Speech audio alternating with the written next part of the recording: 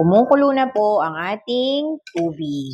Yan po ay nilagyan ko ng sibuyas. Asan ang sibuyas? Ayan, sibuyas. Kamatis at luya. At nilagyan ko rin po yan ng patis. Tikman natin. Ayun, okay na. Ito po yung nilagay ko dyan, guys, na patis. Lagyan pa natin ng bahagya. Lagyan ng kaunti pa. Ayun. At meron lang po tayong kukunin. Wait lang. Yan. Ito po ang ating pampaasim, guys. Yan. Ngayon po, kumukulong-kulo na yan. Dapat pakuluin muna yan. Kasi, madali lang namang maluluto ang hipon. Yan lang po ang ating nabili. Wala kasing ibang dating, ganyan lang kalaki yung size niya. Yan. Mamaya pwede pa tayong mag-adjust. Ngayon, ilalagay na po natin ang ating hipon. Pero hindi naman natin lalahatin. Kasi, hindi naman lahat mauubos. Yung iba, gagawin po nating halabos. O, yan. Mahilig dyan yung ating baby. Yan. Tapos, tatakpan natin. Sandali. Pwede na natin to, guys, na hindi ikat. Hihintayin lang natin kumulo. Kasi, long form video naman po tayo ngayon.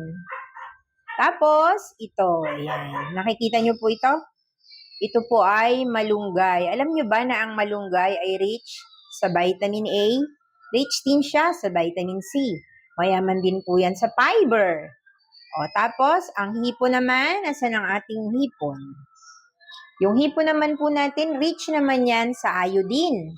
Tapos, yung ating kamatis, mayaman din yan sa vitamin C. Alam niyo po ba kung nasaan yung vitamins ng kamatis?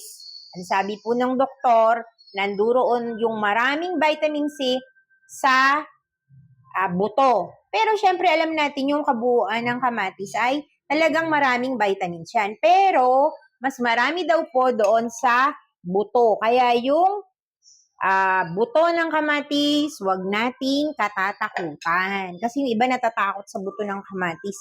Hindi daw po dapat katakutan ng buto ng kamatis. Pwede natin yang kainin. Yan, kumukulo na po yan. Andyan na yung ating luya. Wala kasi tayo ngayong nabiling silif. Maulang hapon po sa ating lahat, guys. Maulan, kaya hindi ako nakalabas. Kung ano lang yung nasa freezer, nasa rep, ayan, oh.